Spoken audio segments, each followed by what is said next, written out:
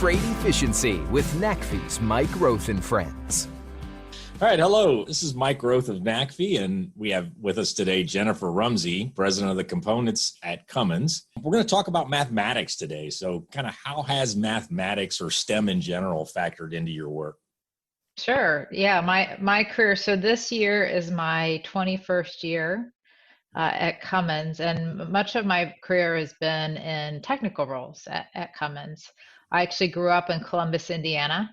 Oh, I wow. had Cummins, in my life from the very beginning. My father was an engineer and spent many years working for Cummins. He's now retired. Grew up around a lot of Cummins engineers, and so for me, I'd say, early on, I was good at math and science. And those engineers in my life suggested I consider engineering. And so I did that, went to Purdue, got my undergrad in mechanical engineering, and then to MIT for my master's in mechanical engineering, and spent the first 20 years of my Cummins career in engineering roles, really across the product life cycle. I did technology development, new product development, worked in current product, had some engineering leadership roles in the engine business, and I was the chief technical officer for 4 years before I became the president of our components business last year and moved into a broader general management role. Cummins and the whole industry is sort of abuzz with electric trucks or electrification, and amongst other things, really. I've written a lot and been really excited about how much attention trucking finally has.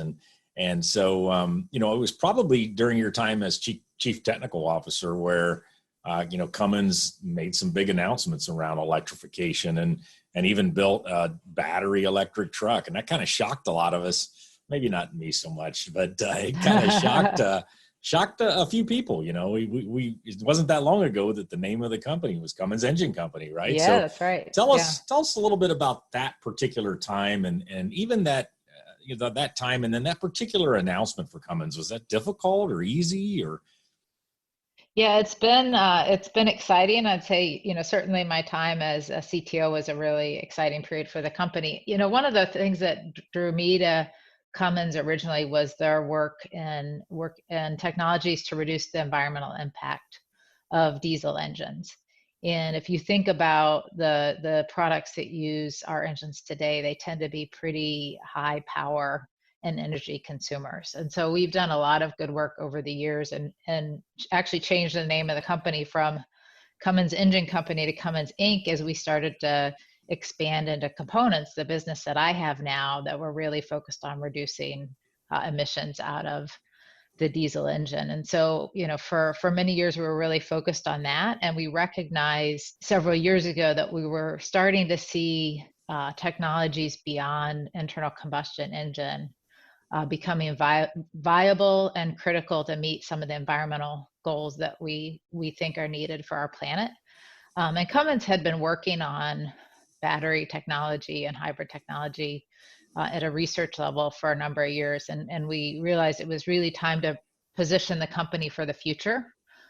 We, as you pointed out, we're the first in the industry to launch a full electric semi-truck. And while Cummins doesn't make trucks, we had that demonstration launch in August of 2017, which was really exciting. We formed our electrified powertrain business unit, and then last year evolved that to the new power business unit, which is really the part of Cummins that's focused on developing and commercializing some of these technologies beyond the internal combustion engine, battery electric, hybrid, fuel cell applications. I would say it wasn't hard. It really has been, for Cummins, a constant evolution of technologies and products, trying to embrace change as a way to bring the best products to our customer and also make sure we're focused on doing our part for the environment. And our skills and products have continued to evolve over time. And so today we have teams, still very focused on continuing to improve internal combustion engine and diesel, and we have teams that are focused on these technologies that we think will increasingly become popular, and making sure that we're helping our customers figure out which product is right for them. I remember early in my career in the mid 80s, working with Cummins and others around just electronic engines, Hmm. let alone Exactly. where we are now. And it was about that time, 2016, 17, when NACFE kind of heard from the industry and started our work on electric trucks and electrification. And it's been really exciting to see it move forward, not only to fully battery electric, but hydrogen hybrids, like you've mentioned, and even electrifying some of the diesels. So that gets to really the kind of the reason I wanted to talk with you, and it was around what I'd call actually some irony. So, part of that electric truck work, we've been sort of recognized as a sort of an unbiased third party, and in January, we got a call from the Society of Industrial and Applied Mathematics. I didn't even know who they were, but SIAM, and they wanted to partner with somebody on this idea of their annual problem being on electric truck conversion, Right. diesels Right. to electric. And I was just like really shocked. And but I'm accused of saying yes instead of no too often. So we jumped on it, and we helped run that problem at the this is for high school juniors and seniors. Well, maybe you know more about it even than I do, but we felt a real sense of irony to be working on electric trucks on such a national sort of thing. And then really surprised when there was I think over 760 teams, and one of the 6 finalists was from Columbus, Indiana. And Yeah. actually, your daughter, right, was on Yeah. one of those winning teams. So, tell me a little about your daughter as well and her interest Yeah. in STEM and mathematics. Yeah, it was very exciting, and I have to make a confession to you. So that her team was working in our basement for 14 hours on that math problem, and I had no idea it was on electric trucks. That's They were really not funny. they were not allowed to ask for help. And so our mission was making sure they were well fed through the 14 hours, and So they had yeah.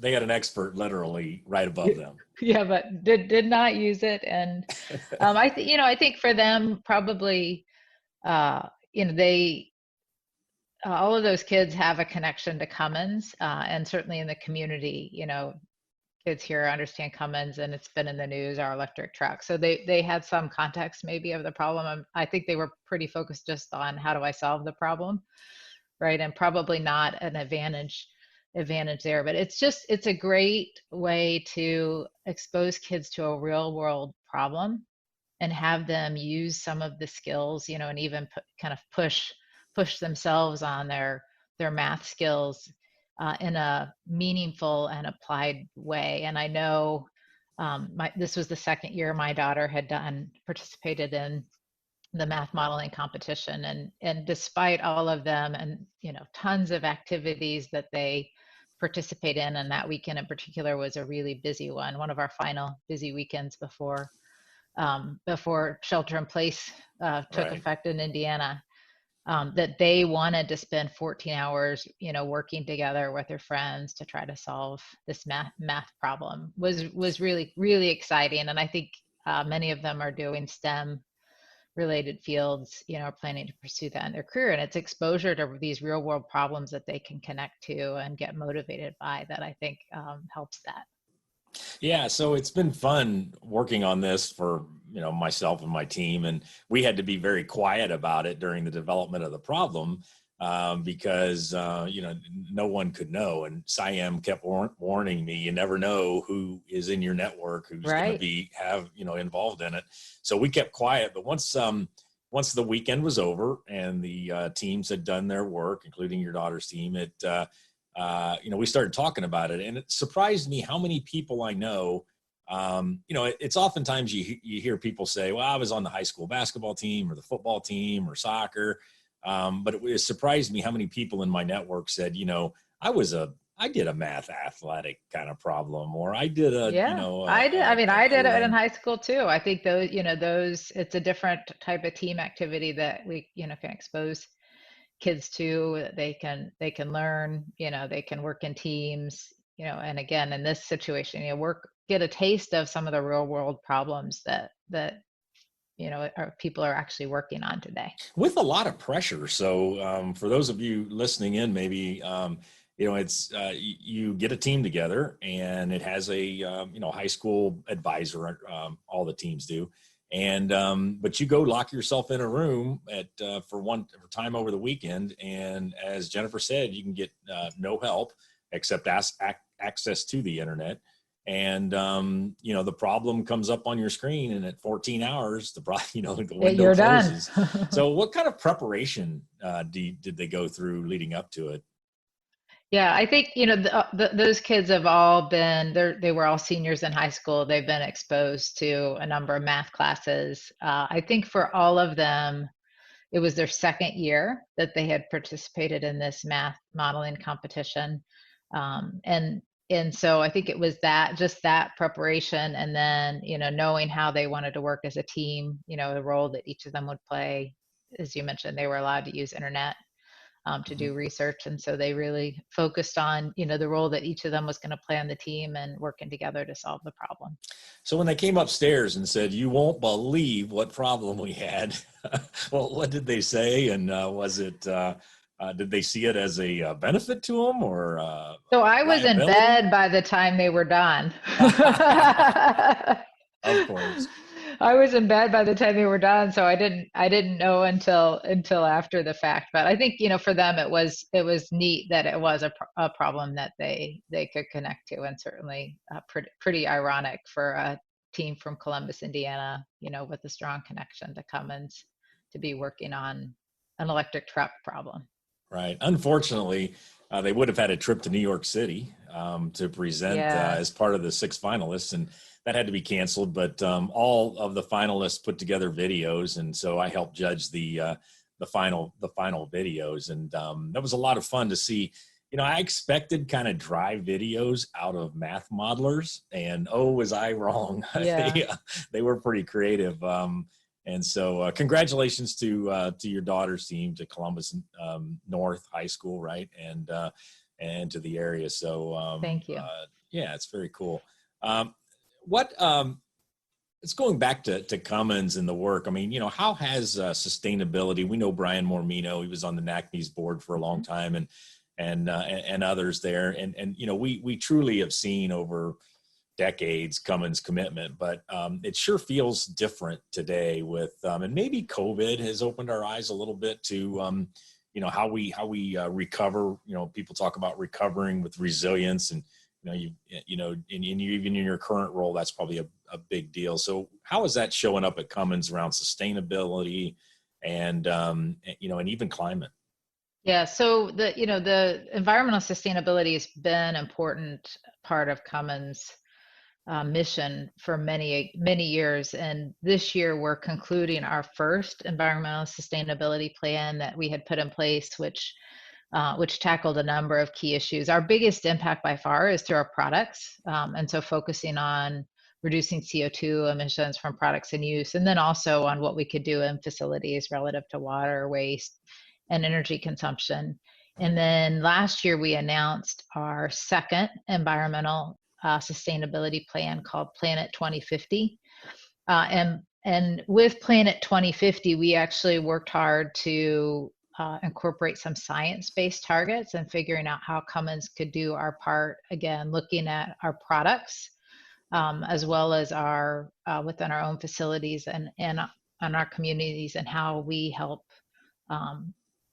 stem the impact of climate change, become waste neutral, water neutral across all of our facilities. And our investment in this new power business and these new technologies is a part of that, right? We want to use our research and development efforts. We want to use our advocacy with governments around the world to help educate, to help advance the technology, and help bring these carbon-free technologies to our customers, in a meaningful way. And so it's just really exciting to be a part of a company that's at the leading edge, really trying to push for environmental action.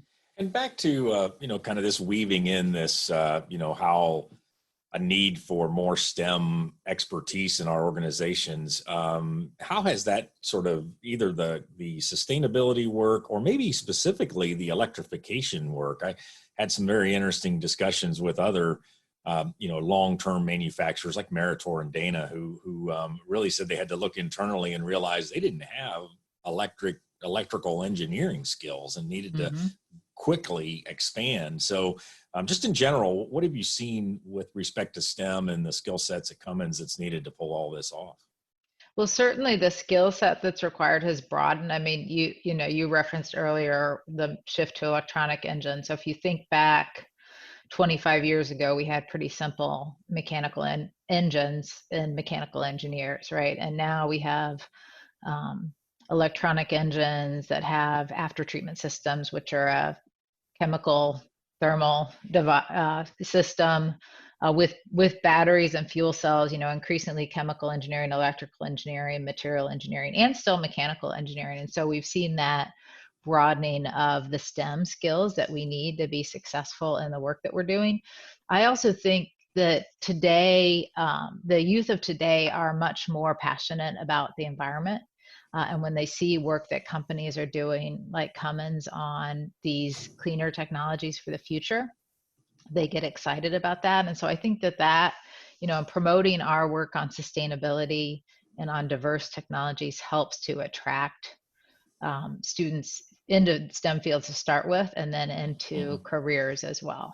It's somewhat ironic. My first job out of college was working on fuel cell technology. many years ago, more than 20 years ago. And I did that because I wanted to make a difference to the environment, and I was excited about the technology. And, and I came to Cummins because I wanted to work on something that would actually make a difference to a customer, right? And I recognized the opportunity to work on diesel technology, and now it's come full circle somewhat, as we now are also working on fuel cell technology. But that for many people is really exciting and attractive field. Yeah, I really see that. I mean, I think that these transformational technologies, even automation, electricity, hydrogen, those are all work that's going on in the industry, past the R&D labs, but really even in many cases, deployment, or at least customer prototypes, that has people thinking that the trucking industry really is becoming part of the solution. And, the young folks, like we saw in this math challenge, are seeing that. We had a truck driver in our Run on Less last year leave a hospital job to become a truck driver. And part of it was what he saw with the industry becoming cleaner and greener. And he wanted to end his career as a truck driver. Really exciting to hear those kinds of stories. That's great. And I think increasingly what you see, in industry, and I see this in universities as well, is more focus on multidisciplinary teams, right? That you've got to bring these different skills, technical and non-technical, different technical skills together to solve the problems that we face today, and to really innovate and define the solutions that we'll need for the future.